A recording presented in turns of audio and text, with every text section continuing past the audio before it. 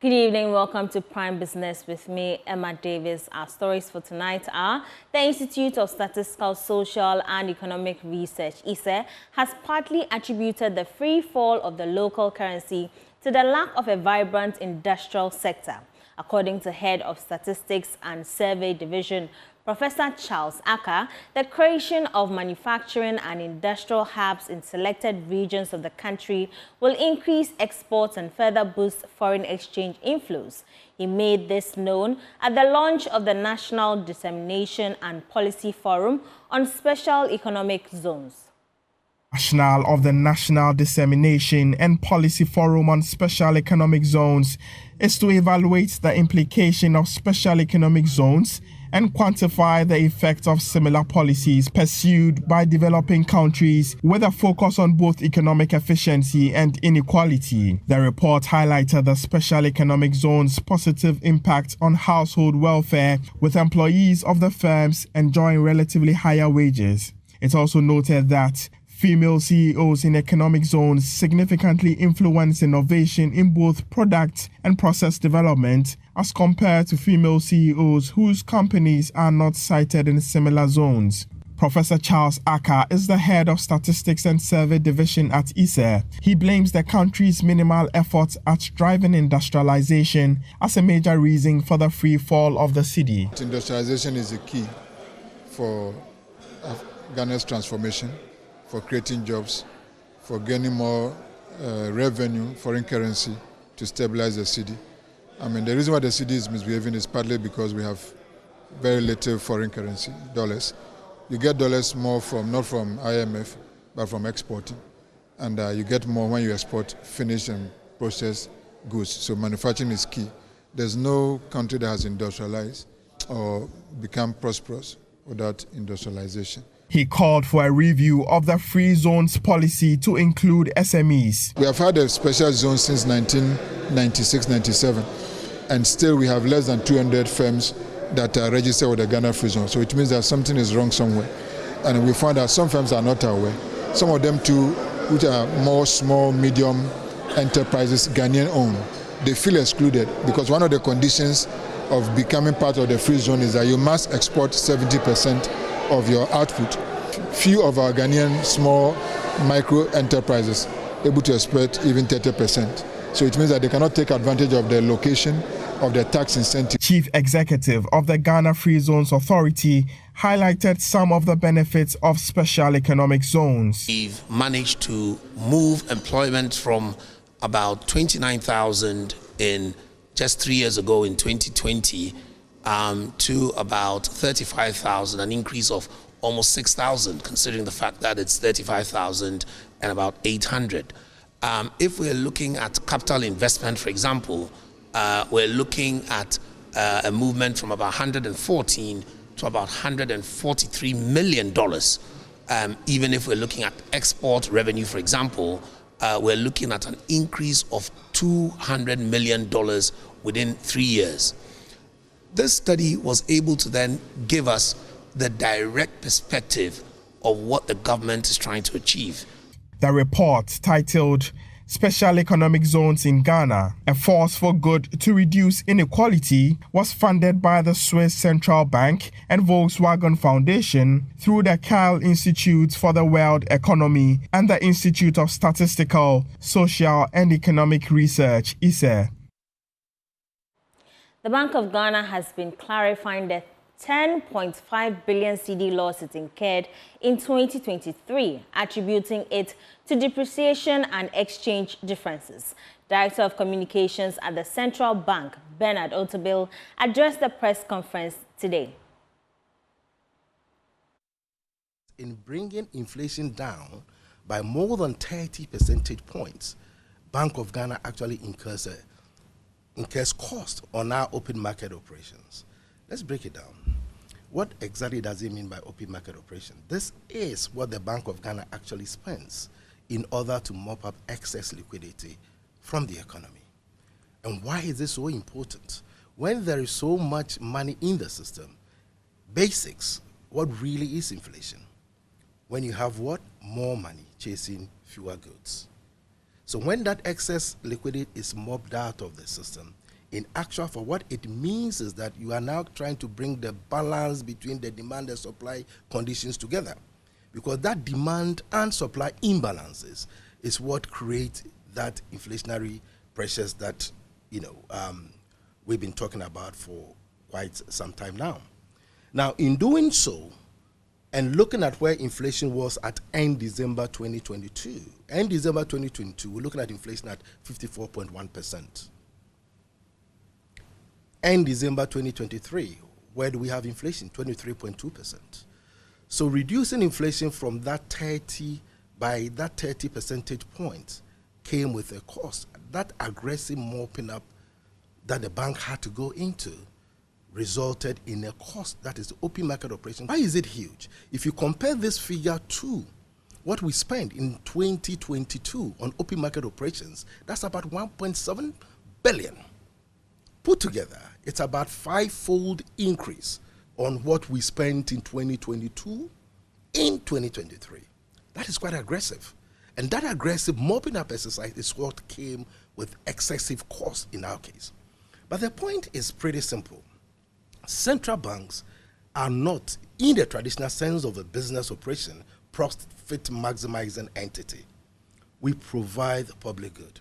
Our services are to provide that inflationary reduction situation that would ensure that all economic agents, businesses, individuals, government, everyone that plays a part in this economy is able to plan better, is able to enjoy the better standard of living, to improve their well-being, to ensure that inflation does not become an additional cost on their cost of living. And that's exactly what it is. And it is for that reason that you would find that the mandate of central banks are actually enshrined in law to maintain stability in the general level of prices. Key financial sector indicators, what do they actually point to? And every stage of it, you realize that the bank was actually on top of the game. We did all this with our eyes wide open. So it's not a case where the Bank of Ghana deliberately decided to go into a state of generating a loss because we are not profit maximizing. No.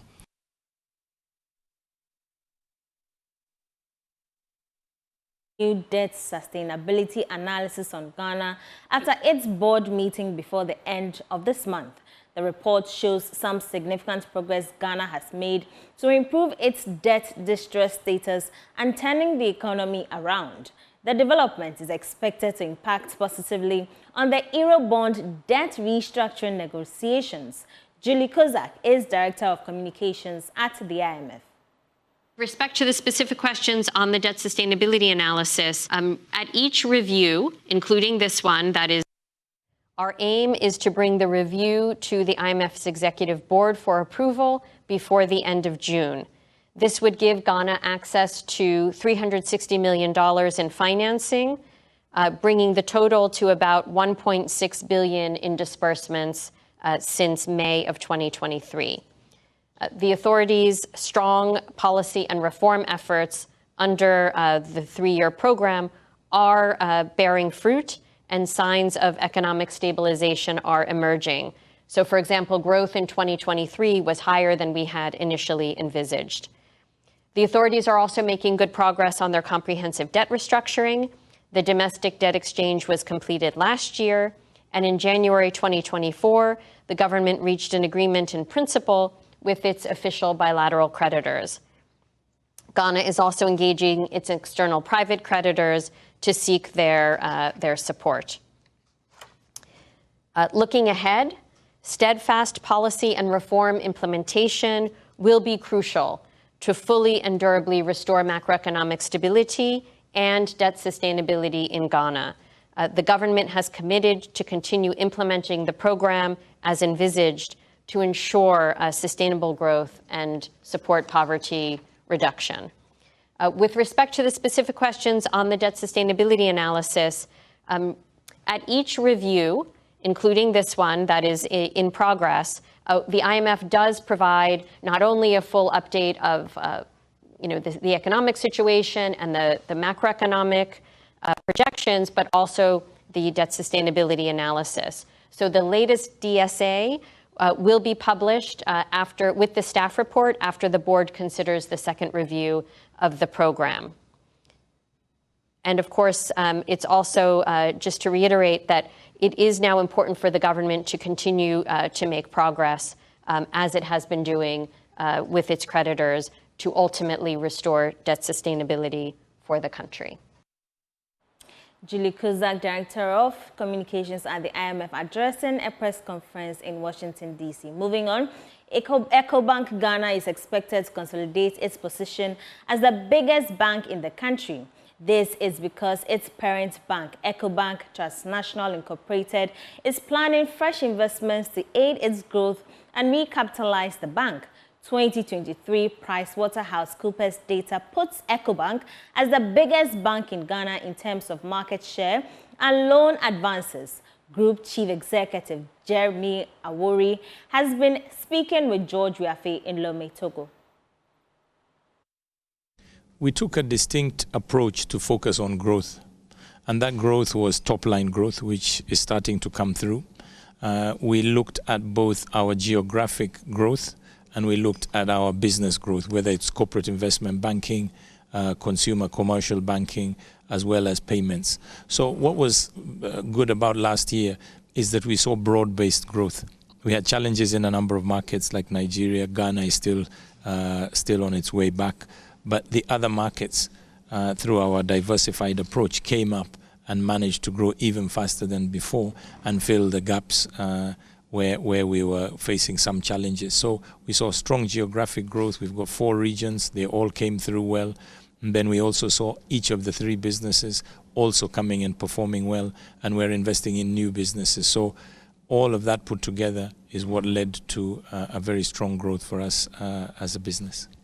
What do you tell shareholders? And I know that you earlier on tried to explain about the no dividend, because for that person who might not be that financially sound and appreciate the numbers and didn't make it here, his argument was that you posted record revenues, you posted $500 million before tax. It's quite a huge one for any multinational, but still they were deprived of the required dividend for them to take something home.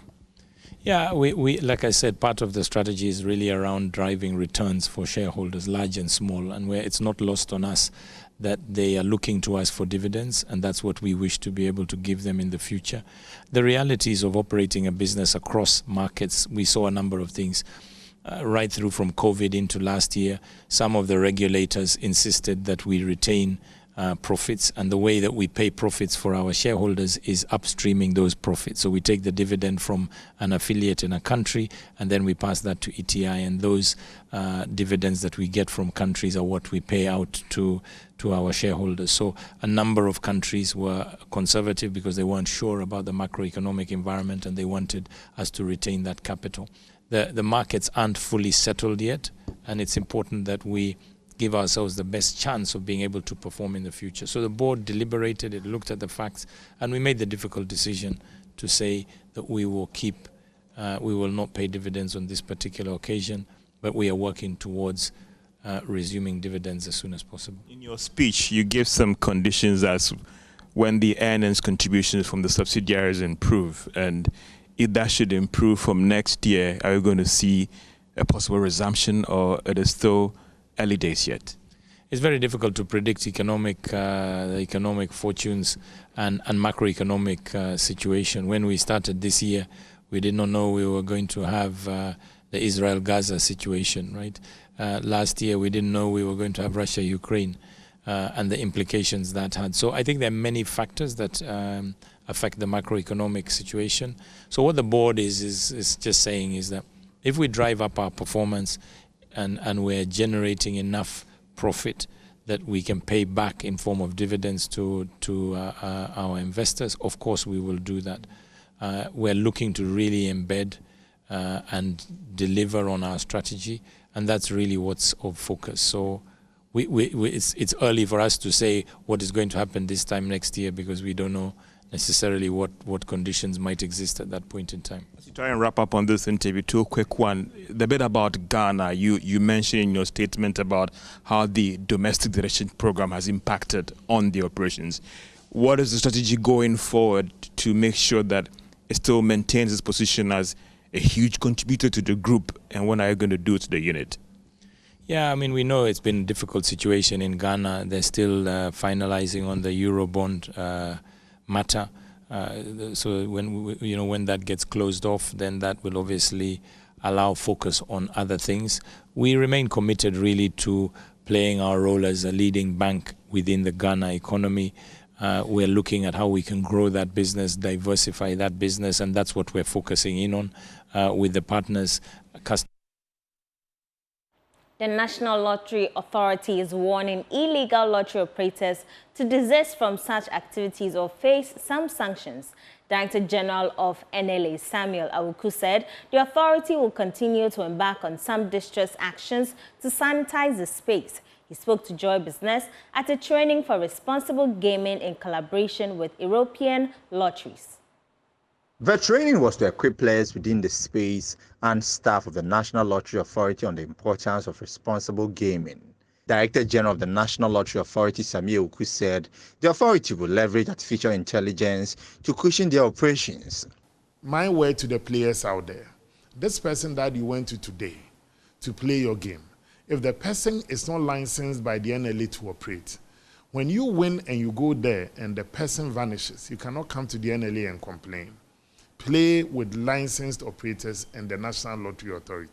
Then you are guaranteed that when you have a case, you come to the NLA, we go through the motions with you, we're able to then identify that company and we'll retrieve your monies for you. But what these illegal operators do, once they collect a lot of money, when there's a win against them, they leave that area. Let's say Adan, and I'll go to set up somewhere in Zabzugu. Yes. And then they will operate there because the people there will not know them.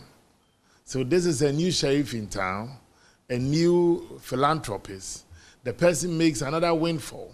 When you have a win against that person or that company, then they live there at night and come to operate in Seshi, Yoso.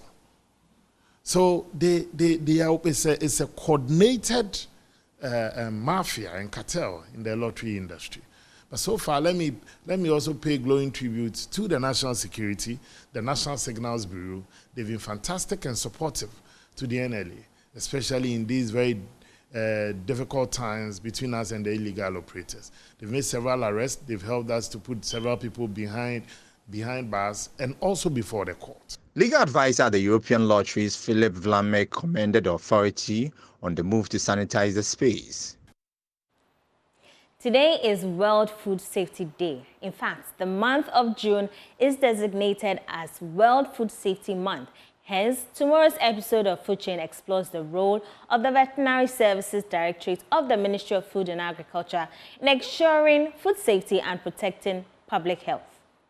June 7 is earmarked as World Food Safety Day. World Food Safety Day aims to draw attention and inspire action to help prevent, detect, and manage foodborne risks, contributing to food security, human health, economic prosperity, agriculture, market access, tourism, and sustainable development. This year, the Veterinary Services Directorate of the Ministry of Food and Agriculture is highlighting the importance of animal health in the food supply chain. I bet you barely thought of the importance of protein or animal health in your diet. But here is Deputy Head of Veterinary Services Directorate, Dr. Benjamin Kisi Sasu, explaining why the well-being of animals is crucial in food safety. There's a need to put in the right procedure. What kind of breed are they taking into consideration of rearing? What kind of food are they giving? Let's not forget, the type of food that we give to the animal is what will make their body, their flesh, which will be food for us in the long run. So if you give them anything, it's like cabbage in, cabbage out. That's what the type of food we have. I know sometimes when people get to here in Europe, pigs being kept in air-conditioned areas and the type of food, we get amazed. It's because they realize the importance of food being served on their table. So their product will taste differently because of the kind of process they found ourselves. For veterinary services, it's more important because we deal with farmers in this food value chain. So what do? We try to train these farmers, and currently there's an initiative called Farmer Food School, which occurred in Bono region, Western region, trying to take farmers through the best practices to apply their farm. Did you know that whatever medicine animals take could affect human consumption? Well, doctors also explain why some medications humans take do not work because of residues deposited in the protein we consume. So many a time, we forget that the drugs that we take, the same drugs that the animals take, just that they are in different forms and other additives are added. The penicillin that we take, they are also taking penicillin, doxycycline, all the antibiotics that we could mention. The same thing, the dewormers, they also have their own form. So there's a need to look at it. So when we talk about food being safe in the animal production area, we look at the food that is not bringing a human any disease after consumption. Even the preparation, you don't get issue of infection. And two, you're not picking any residue. The sad thing about chemicals or toxins that are found in this product is that sometimes they don't manifest immediately. There may be long-term effect. So we realize that we are seeing people now having issues with kidney failure and liver because these are toxins that we'll be getting from food. For the sake of public health, Emmanuel Ishon of Epidemiology Unit at the Veterinary Services Directorate assured that the Directorate intercepts all forms of hints that prove that the protein may be contaminated and affect public health. We are, part of the World Organization of Animal Health, just like WHO. We have an institution for animal health. It's called the World Organization for WOA, and we are a member. And so across the world, everything that happens in terms of disease on animals, the members receive alert. So if you are bringing a product, a poultry product, you want to know whether it is salmonella free, whether it is AI, even influenza free, that country. If it is not, we will not allow you to bring it from there because whatever product you are bringing will affect our animals here. Food safety is everyone's business. You'd like to catch the full conversation tomorrow at 6 p.m. here on the Joy News channel. That's how we part company tonight. I am Emma Davis. For more business news, do log on to myjoyonline.com. But I leave you with this week's episode of The Entrepreneur in You series. Run rate is more of a futuristic metric, whilst the burn rate, of which is today's discussion, is more a retrospective metric. Hello, some episodes back, we spoke about our run rate. Remember when we used the example of being in a car, not knowing how long it will take until your fuel runs out? It's important to calculate how long you have before you run out of fuel, right? Well, assuming you've reached your destination, now you have to have a retrospective analysis of what has happened. So the run rate is more of a futuristic metric, whilst the burn rate, of which is today's discussion, is more a retrospective metric. So if you have a shop or you have a business, your run rate is to calculate how fast you will run out of money or how fast you estimate you run out of money. When that time comes, let's say if it's over 1 year period, over that year period, you can then calculate your burn rate, which is how much you are actually spending and how much you've also spent. So that's the difference between your run rate and your burn rate. Your burn rate looks back at how much you have spent and how much you are spending money, whilst your run rate looks at more of a budgeting, more of like how much do I feel that I will be able to keep up my business running and going until I run out of money. I feel like this distinction is important, and that'll be all for today's Entrepreneur. Keep well. Brought to you by Africa School of Entrepreneurship.